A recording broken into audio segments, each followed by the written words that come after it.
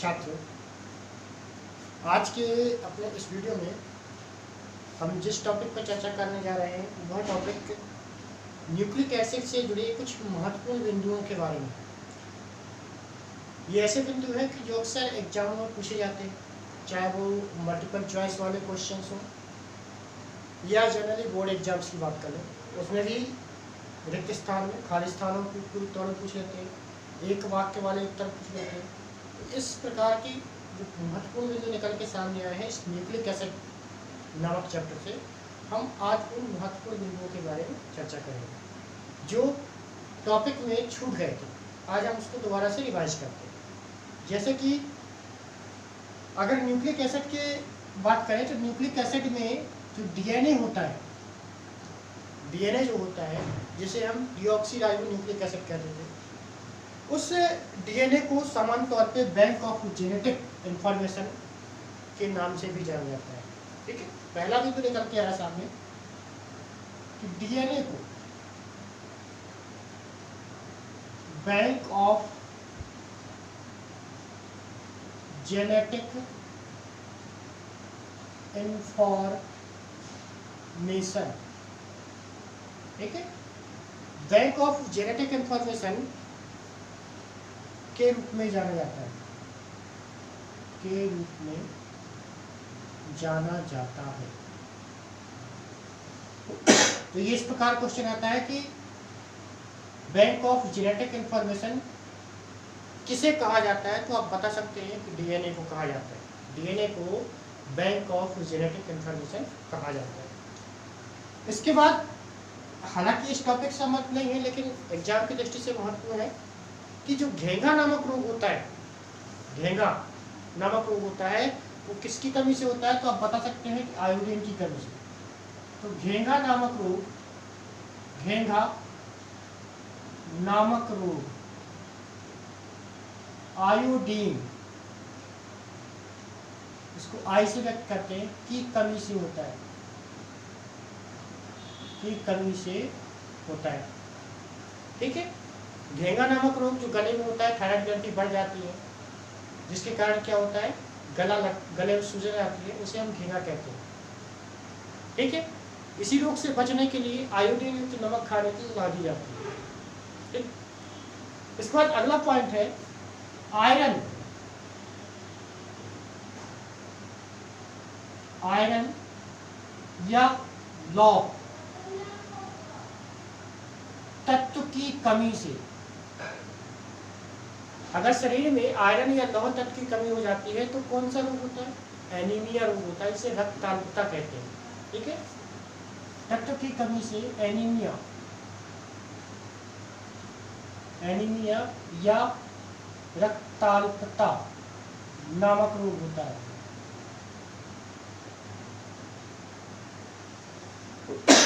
ठीक है, इसके बाद कुछ अगला पॉइंट है कि ग्लूकोज के 1 ग्राम, अगर 1 ग्राम ग्लूकोज का दहन होता है तो कितनी ऊर्जा उत्पन्न होती है, तो आप बता सकते हैं कि ग्लूकोज 1 ग्राम ग्लूकोज,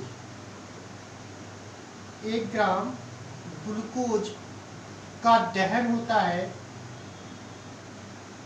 है तो 4.9 किलो कैलोरी ऊर्जा प्राप्त होती है। ठीक है, कितना प्राप्त होता है, 4.9 किलो कैलोरी ऊर्जा 1 ग्राम ग्लूकोज के दहन से। इसी प्रकार यदि 1 ग्राम वसा का दहन होता है, अगर वसा का दहन करें तो वसा के दहन से जो ऊर्जा प्राप्त होती है वो 9.3 किलो कैलोरी ऊर्जा प्राप्त होती है। ठीक है, मतलब ग्लूकोज के दहन से क्या हुआ, 4.9 किलो कैलोरी, और वसा के दहन से क्या हुआ, 3.9 किलो कैलोरी ऊर्जा प्राप्त होती है।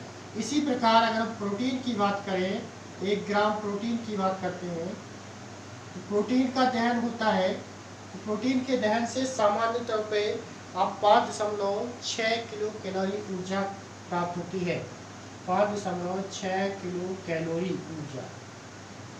ठीक है, तो 1 ग्राम ग्लूकोज की बात करते हैं तो 4.9 किलो कैलोरी, 1 ग्राम वसा की बात करते हैं तो 9.3 किलो कैलोरी, और यदि 1 ग्राम प्रोटीन की बात करते हैं तो इससे 5.6 किलो कैलोरी ऊर्जा उत्पन्न होती है अगर इनका दहन होता है। ठीक है, अगला पॉइंट है इसमें कि प्रतिदिन हमारे शरीर को, प्रतिदिन अगर हम अपने शरीर की बात करते हैं तो हमारे शरीर को अपने भार के अनुसार, अपने भार का 2% जल की आवश्यकता होती है। ध्यान दें, प्रतिदिन हमारे शरीर को हमारे शरीर के भार का कुल 2% जल चाहिए।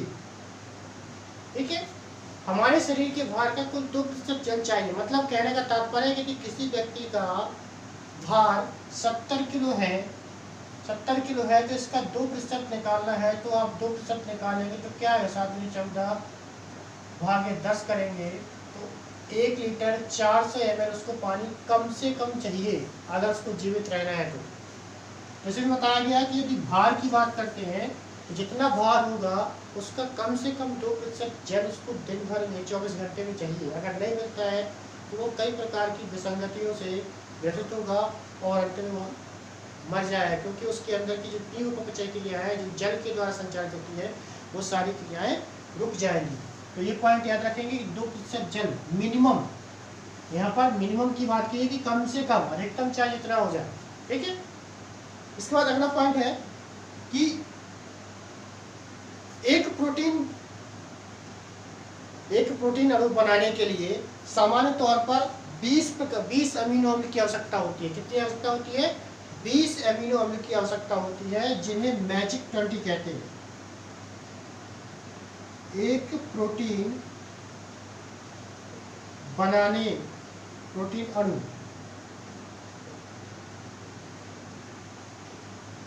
बनाने के लिए लगभग 20 अमीनो अम्ल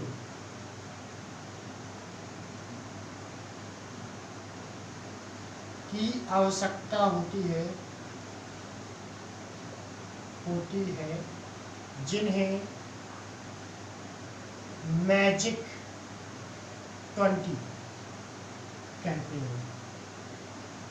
तो कहने का तात्पर्य है कि जो 20 अमीनो अम्ल से मिलकर प्रोटीन के अणु बनता है उसे क्या कहते हैं? तो आप बता सकते हैं मैजिक 20 के नाम से जाना जाता है। मैजिक 20, उसे क्या कहते हैं? मैजिक 20, जादू 20। ठीक है, अगर एक प्रोटीन के अणु में जितने भी अमीनो अम्ल होते हैं, आवश्यक अमीनो अम्ल कितने? 20 आवश्यक अमीनो अम्ल होते हैं, जिन्हें हम एक साथ क्या कहते हैं? मैजिक 20 के नाम से जानते हैं। इसके बाद पूछा जाता है कि सबसे मीठी प्रोटीन, जो सबसे मीठी प्रोटीन होती है वो कौन सी है? तो आप बता सकते हैं कि सबसे मीठी प्रोटीन की बात करें तो ये है मोनेलिन। मोनेलिन क्या होता है? सबसे मीठी प्रोटीन के नाम से जाना जाता है। इसी प्रकार ब्रेन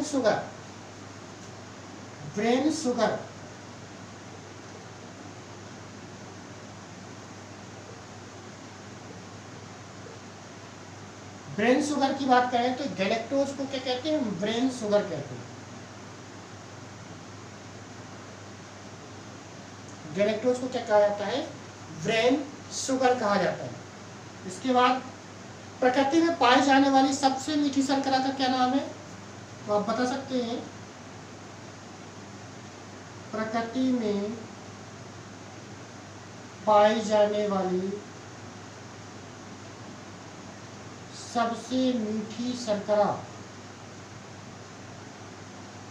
सब जानते हैं कि फ्रक्टोज कहलाती है। फ्रक्टोज है। कौन है? सबसे मीठी शर्करा कौन सी है? फ्रक्टोज है। इसके बाद यदि रक्त में ग्लूकोज की मात्रा बढ़ जाती है, रक्त में ग्लूकोज की मात्रा बढ़ जाती है और कह सकते हैं कि मूत्र के साथ ग्लूकोज का निष्कासन होने लगता है। रक्त में ग्लूकोज की मात्रा का बढ़ जाना और मूत्र के साथ ग्लूकोज का स्त्रावन होना ग्लूकोसूरिया कहलाता है। रक्त में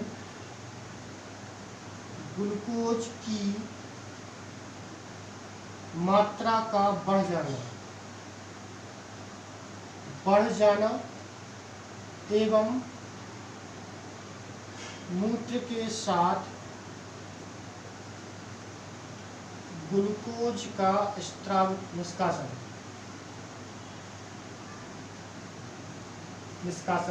अगर क्या होता है, रक्त में ग्लूकोज की मात्रा बढ़ जा रही है, साथ में ग्लूकोज का निष्कासन होना किसके साथ, मूत्र के साथ, उस स्थिति को क्या कहते हैं, ग्लूकोसूरिया कहते हैं। ग्लूकोसूरिया, ऐसी स्थिति क्या कहलाती है, ग्लूकोसूरिया कहलाती है। ग्लूकोसूरिया, ठीक है। ग्लूकोज की मात्रा का मूत्र के साथ निकलना और रक्त में ग्लूकोज की मात्रा का बढ़ जाना, दोनों स्थितियों को क्या कहते हैं हम, ग्लूकोसूरिया कहते हैं। इसके बाद लास्ट पॉइंट है कि व्हेल मछली जो होते हैं, उन व्हेल मछलियों में उपस्थित जो उपत्वचीय उपांग होते हैं, उपत्वचीय उपांग मतलब त्वचा के बाहरी भाग में, उपत्वचीय उपांग या कहे उपत्वचा में जो वसा की परत होती है, उसे हम कहते हैं ब्लबर। व्हेल, यहाँ पर लिखते हैं, जो व्हेल मछली होती है, व्हेल मछली की बात करते हैं, तो व्हेल मछली में उपस्थित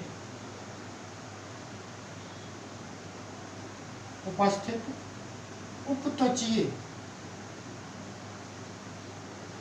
वसा की परत, उपत्वचीय वसा की परत को क्या कहते हैं हम, वसा की मोटी परत को ब्लबर कहते हैं। ब्लबर, इंग्लिश में ब्लबर कहते हैं, ठीक है। तो ब्लबर क्या होता है कि व्हेल मछली की जो बाहरी त्वचा होती है, उस त्वचा पर जो कह सकते हैं कि वसा की जो परत होती है, चिकनाहट होती है, उस चिकनाहट की परत को क्या कहते हैं, ब्लबर कहते हैं। क्या कहते हैं, ब्लबर कहते हैं। तो ये न्यूक्लिक एसिड से संबंधित कुछ महत्वपूर्ण बिंदु थे जो हमारे टॉपिक के दौरान, पिछले वीडियो के दौरान छूट गए थे, और ये एग्जाम की दृष्टि से महत्वपूर्ण थे, इसलिए हमने इस वीडियो के माध्यम से इसे कवर किया है, ठीक है। अगर जानकारी अच्छी लगी हो तो वीडियो को लाइक और शेयर जरूर करें। धन्यवाद।